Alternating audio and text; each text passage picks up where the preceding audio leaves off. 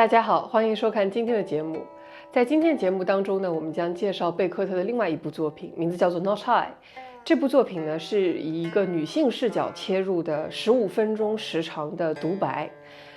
它在剧院里面上演的形式非常的独特，观众什么都看不见，除了演员的一张嘴。This world, tiny little thing before its time in a godfather. What? 通常情况下呢，在我读完这些作品之后，一般是可以在我们博大精深的古诗词体系里面找到一两句话来形容作品的精髓和内涵。但是，当我看完这部作品之后呢，我感觉可能我也没有完全的理解。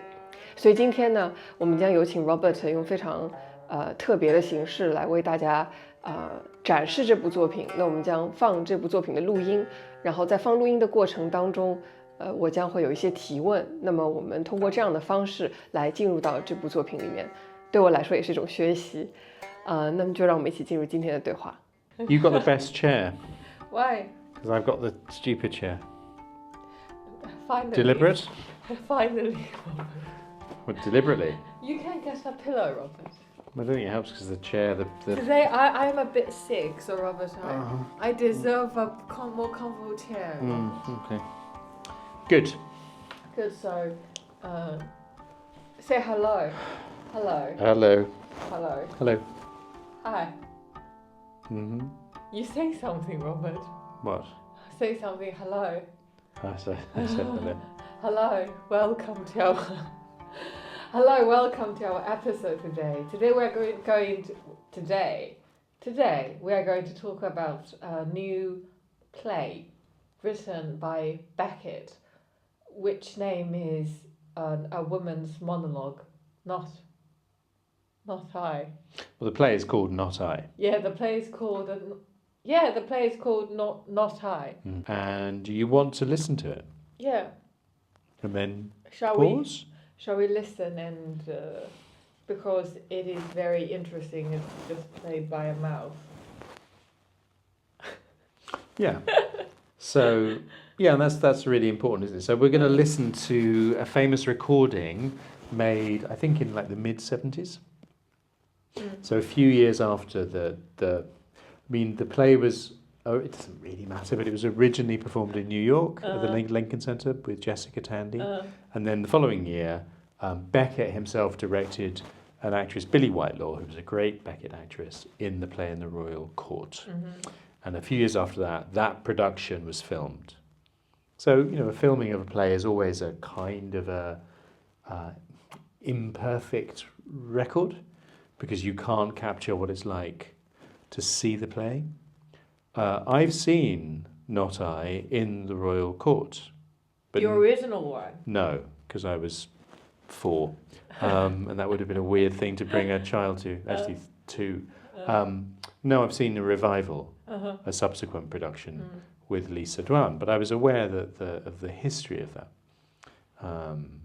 And just, it's very, very hard to capture the extremity of the experience of going into the theatre, dark theatre, and suddenly the light comes up and there's this little tiny mouth in the darkness, floating, so it's 8 feet above the stage, and then your mind does weird things. It becomes this strange optical illusion. Beckett was, I think, to some degree in control of that, but it kind of floats around, like your brain tries to understand it. It's very, very powerful. And although we'll be listening to the script and thinking about the text, you can't actually divorce the experience of the strength of this. The picture of one mouse in a dark theatre, only with the light on the mouse. Yeah, single light. It's more than a picture. It's a whole experience. And Billie Whitelaw said a brilliant thing. She said that lots of people can write a state of mind. Lots of people can attempt to capture that. But Beckett put it on stage. And so it's not just the words, and it's not just the image, and it's not the way they play together, it's the whole thing is very striking, very profound, and a kind of pure distillation of theatre. And I think it's something we forget about Samuel Beckett, that, and unlike James Joyce, he wasn't just a great writer, he was a brilliant theatre person. Yeah. He got his own theory about a performance in theatre. Yeah, yeah, totally. And was a very good director, I think, and understood space and time and light and rhythm and depth and those things, which I not that many. No, I guess some playwrights do. I guess that is a part of being a playwright, is to have a feel for what it means to stage a play. In a way, I suppose a person who writes film scripts probably needs to understand film. And also, in a way, his kind of play is always very simple. Yeah. Very simple. Yeah. In terms of staging. Yeah, simple in terms of being sort of condensed and simplified. Yeah, yeah, definitely. Yeah, well, as we know, he was interested in kind of stripping down language, going to the essence of things. So I might say essential rather than simple. Essential. Agreed. Cool. Cool. Okay. Shall we get Shall we get started from the? Yeah. What are we going to do? So I'm going to play it, and then what? You're going to stop. You're going to ask questions. You're going to. Shall we just do what we just did previously? Well. Trying to kind of correct. Your understanding. Yes. Because I said you understand. You said yes, and I said you don't, and you said I do, and I said what does this mean? You didn't know. I think I understand. Well, you don't.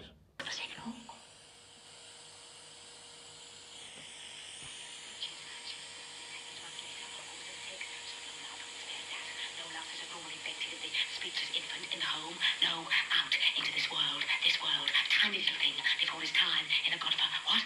Girl, yes, tiny little girl, into this, out into this, before her time, God-forsaken hole, cold.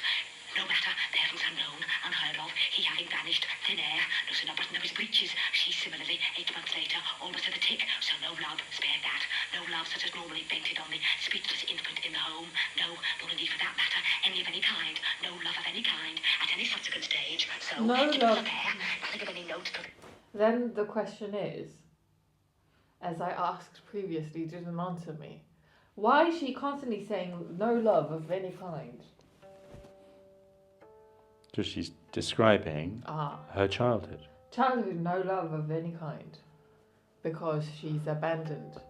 Well, partly because she's abandoned by both her mother and her father. So her father leaves the moment he conceives her. Okay. So, I mean, she doesn't. I mean, and then her mother abandons her almost immediately. She has her. Which, you know, is interesting. In Ireland, there was a lot of that. So there were lots of places where unmarried mothers especially had their children often taken away by the Catholic Church and sometimes killed or allowed to die. Allowed to die? Yeah, Kill so there's... babies? Yeah, I mean there's a sort of very dark and complicated history of children in Ireland, which has been coming to light over the past sort of series of years. I mean, it's quite a sort of recent history and quite a recent scandal. And there were various institutions, mostly connected with the Catholic Church, where women were abused, I think, and children were malnourished and died in quite large numbers. So there's one place in Ireland, I think it's in Tuam, where they uncovered, I don't know, like 160 babies' bodies. So quite shocking. But why did... it is very shocking after they give birth to an infant. And that's because, and this is all very complicated, and obviously this isn't a history programme, but there was a sort of a complicated history of quite extreme Catholicism in Ireland after the British left especially. I mean, the British occupied Ireland. It was a colonial power with all kinds of bad things happened under the British, but unfortunately what happened afterwards was not great either, certainly in terms of morality and the relationship to women and the treatment especially perhaps of women who had had children out of wedlock, unmarried mothers like this woman. So this is an unmarried woman. I don't think Beckett is writing a sort of political social commentary. He just wants to express this love, but this woman without any love from childhood. Yeah.